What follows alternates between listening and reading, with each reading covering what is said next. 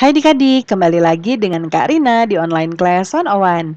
Kali ini kita akan belajar kelas 5, tema 5, subtema 2, hubungan antar makhluk hidup dalam ekosistem. Di pembelajaran 6, kita akan belajar bahasa Indonesia, PPKN, dan SBDP di halaman 93 sampai dengan 97. Nah, adik-adik untuk melihat video lain bisa klik di kanan atas videonya. Nanti akan ada rekomendasi playlist dan juga pembelajaran lain tapi sesuai judul ya. Kalau mau lebih lengkap bisa klik di kolom deskripsi, nanti akan ada daftar playlistnya. Misalnya adik-adik mau lihat playlist semua tema kelas 5, pilih yang ini ya. Klik biru-birunya atau klik linknya. Nanti kita akan masuk ke daftar playlist kelas 5. Misalnya adik-adik mau lihat kelas 5 tema 4, klik putar semua. Nanti di sebelah kanannya akan ada daftarnya. Ini dibuat berurutan, jadi adik-adik tinggal cari aja mau lihat subtema berapa, pembelajaran berapa, dan juga halaman berapa. Nah, kita mulai di pembelajaran 6, kita akan belajar gotong royong dan saling bantu antar warga masyarakat dalam NKRI, lalu membuat teks non-fiksi tentang upaya masyarakat membina persatuan dan kesatuan bangsa, dan juga pementasan tari Turuk Langgai. Nah, ini ada percakapan antara Udin, Beni ya, dan Siti. Disilakan adik-adik baca. Lalu baca juga merajut semangat kekeluargaan dan gotong royong. Ya, ini bacaannya boleh dibaca dulu. Di-pause dulu videonya atau baca di buku adik-adik. Nah, ini tugas kita nih akan Karina bahas. Berdasarkan bacaan di atas, lakukan kegiatan berikut. Ada tabel di sini. Ya, lingkungan sekolah. Jadi contoh semangat gotong royong dan kekeluargaan di lingkungan sekolah dan rumah. Yang tabel sebelah kiri, kolomnya adalah lingkungan sekolah, yang sebelah kanan lingkungan rumah. Nah, kita coba lihat di sebelah kanan ya. Nah, yang di sekolah pertama tadi dari contoh buku, yang kedua bersama-sama menengok ke rumah teman yang sakit, mengerjakan tugas berkelompok antar siswa bersama-sama, melaksanakan tugas piket di ruang kelas, lalu membantu teman yang kesulitan memahami pelajaran di sekolah. Lalu di lingkungan rumah, bersama-sama membersihkan lingkungan rumah, bersama-sama membantu ibu menyiapkan makanan di dapur, membantu ibu membereskan alat makan sesuai makan, kemudian setelah makan, lalu belajar bersama dengan teman-teman di dekat lingkungan rumah dan bekerja sama memelihara tanaman di lingkungan sekitar rumah kita. Ya, kemudian berikutnya,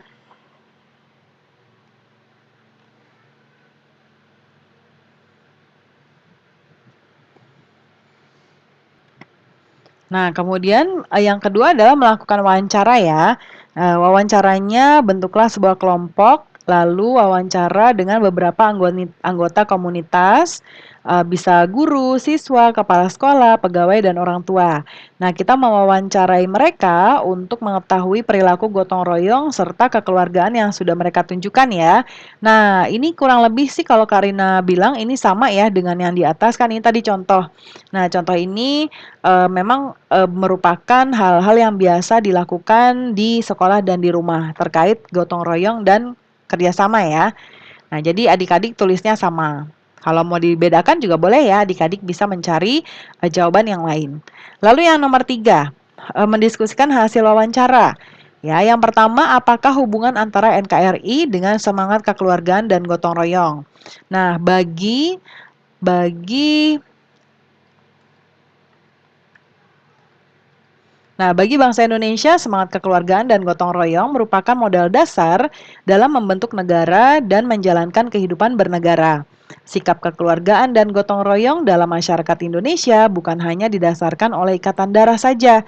Sikap kekeluargaan sudah ada dalam masyarakat Indonesia sejak dulu. Lalu bagaimana cara memperkuat semangat kekeluargaan? Yang pertama, meningkatkan semangat kekeluargaan dalam berbagai aspek kehidupan. Kedua, meningkatkan semangat Bhinneka Tunggal Ika. Yang ketiga, menghindari sifat mengutamakan kelompok atau golongan sendiri ya. Karena bangsa Indonesia terdiri dari berbagai suku, bahasa, agama, serta adat istiadat. Lalu yang keempat, mempresentasikan. Nah, nanti dipresentasikan dengan baik ya. Berikutnya tugas kita membuat teks non-fiksi tentang semangat kekeluargaan dan gotong royong di daerah adik-adik. Nah, ini sebetulnya sesuaikan dengan daerah adik-adik, Karina buatkan contoh ya. Nah, semangat kekeluargaan dan gotong royong telah menjadi kebiasaan bagi masyarakat di sekitar lingkunganku. Semangat kekeluargaan dan gotong royong telah dipraktikkan dalam berbagai bidang kehidupan sehari-hari. Gotong royong berarti bekerja bersama-sama, tolong-menolong, dan bantu-membantu secara ikhlas, baik untuk kepentingan bersama maupun untuk keperluan orang perorangan.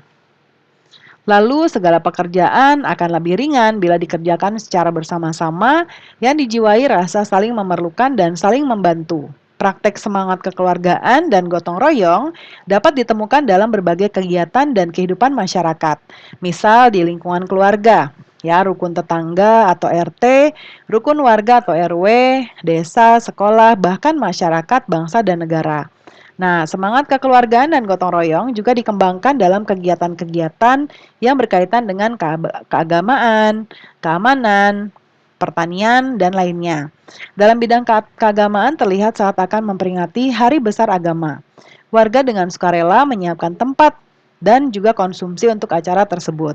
Lalu di keamanan yaitu siskamling ya. Kemudian di pertanian adalah saat musim tanam tiba, warga bergantian saling membantu menanam tanaman tanpa meminta upah. Nah, semangat kekeluargaan dan gotong royong mengandung nilai-nilai luhur yang patut dilestarikan oleh bangsa Indonesia yang beragam. Nilai-nilai luhur gotong royong yang dimaksud yaitu adanya sikap kerjasama yang tinggi, menjunjung tinggi sikap kekeluargaan, sikap menghormati teman kerja, mengutamakan kerja keras, dan mengutamakan kepentingan bersama. Ya, jadi kepentingan diri sendiri menjadi nomor 2. Nah, kemudian berikutnya ada beberapa pertanyaan terkait SBDP ya. Apa pendapat kelompokmu tentang tari tradisional Turuk Langgai? Nah, tarian ini adalah tarian khas suku Mentawai yang berhubungan dengan alam. Turuk Langgai merupakan, ini langgai ya adik-adik, tarian yang gerakannya adalah peniruan dari gerak binatang di alam sekitar ya di masyarakat Mentawai. Apa pendapat kelompokmu tentang gerakan tari yang ditarikan oleh anggota kelompokmu? Ya misalnya ya, ini tergantung pengamatan adik-adik ya. Misalnya gerakan tari sudah cukup bagus walaupun ada beberapa kesalahan atau misalnya tidak ada kesalahan sama sekali, sudah bagus sekali gitu ya. Apakah setiap anggota kelompok telah bekerja sama dengan baik? Nah, nanti disesuaikan ya, sudah baik atau belum. Apa yang harus ditingkatkan dalam kerja kelompokmu? Misalnya kekompakan ya. Kemudian di Ayo Berlatih pertanyaannya adalah, menurut pendapatmu apakah yang dimaksud dengan gotong royong? Nah, gotong royong adalah bekerja bersama-sama untuk mencapai suatu tujuan. Adakah kegiatan gotong royong yang sering kamu lakukan? Jelaskan. Saat berada di sekolah, beberapa kegiatan gotong royong yang saya lakukan diantaranya adalah ikut serta dalam menyelesaikan tugas kelompok dan menyelesaikan tugas piket bersama kelompok piket kelas saya. Yang kedua, bagaimana dengan kegiatan gotong royong di sekolah dan di sekitar rumah tinggalmu? Kegiatan gotong royong di sekolah dan rumahku adalah sebagai berikut. Kalau di rumah, membersihkan lingkungan sekolah, mengerjakan tugas kelompok, dan menyelenggarakan acara sekolah. Kalau di rumah, kerja bakti membersihkan lingkungan, gotong royong membantu warga yang ada hajatan, lalu mengurusi pemakaman warga yang meninggal dunia. Kemudian menurutmu bagaimana cara meningkatkan semangat gotong royong dan kekeluargaan di sekolah?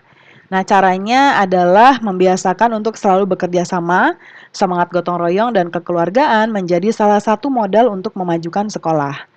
Lalu yang kelima, apakah kegiatan piket kelas merupakan contoh penerapan semangat gotong royong?